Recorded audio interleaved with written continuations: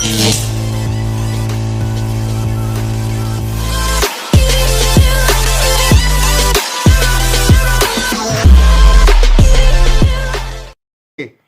lupa subscribe.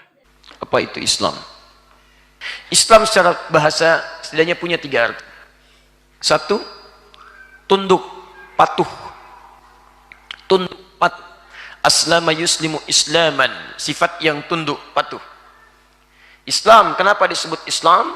Orangnya disebut Muslim karena seseorang kalau sudah masuk Islam, maka dia berikrar untuk patuh dan tunduk pada ketentuan Allah Subhanahu wa Ta'ala.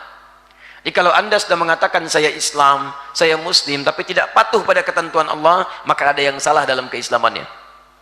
Ada yang tidak tepat. Karena itu nanti kita akan lihat ketika Allah menyebutkan tentang Islam, Nabi menafsirkan Islam, maka di situ akan berbentuk ujian-ujian kepatuhan kita kepada Allah Subhanahu wa Ta'ala. Nanti kita akan lihat. Jadi kalau Anda mengatakan Islam, nanti akan diuji oleh Allah, diterangkan oleh Nabi ujiannya. Ini Islam itu begini, begini, begini, begini. Kalau Anda tidak mau mengerjakannya, maka belum sempurna keislamannya. Baik.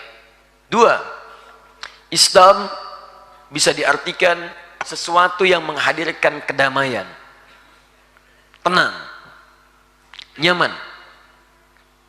Jadi kalau Anda sudah berislam sampai dengan hari ini, tapi mohon maaf, belum mendapatkan ketentraman, kedamaian, ketenangan, ada yang belum sempurna dalam keislaman kita.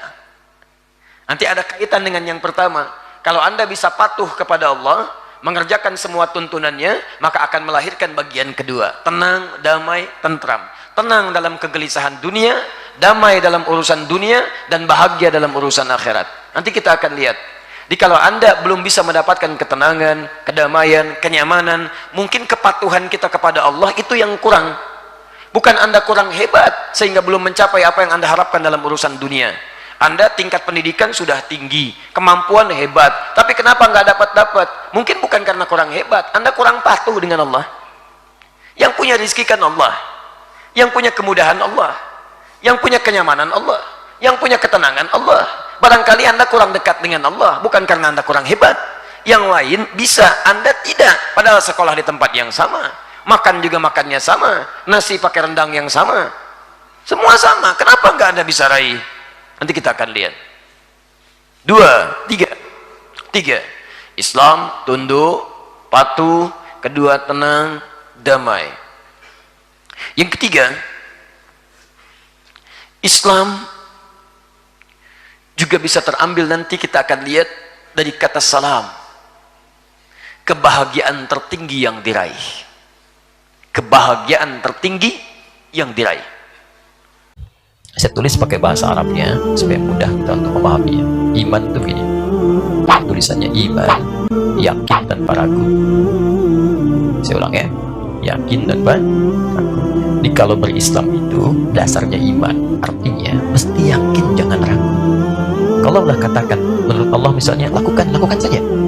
Kalaupun belum paham, ikuti dulu, nanti belakangan akan turun.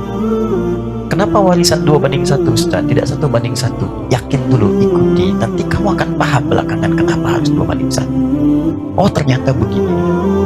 Kalau belum mengerti, kerjakan dulu, nanti belakangan kita akan paham. Oh maksudnya seperti ini. Yakin. Beragama tuh nggak bisa kalau nggak yakin. Kalau dasar kita hanya sebatas pengetahuan, mohon maaf, maka kekuatan keyakinan kita akan berkurang. Ini spidol kelihatan.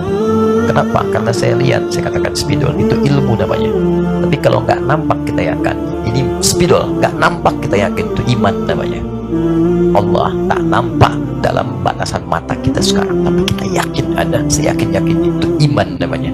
Karena itu kalimat iman pertama ketika disebutkan dalam Al-Quran pada sesuatu yang tak nampak, alladzina yu'minuna bil ghaib, yakin pada Allah walaupun belum tampak dalam pandangan kita.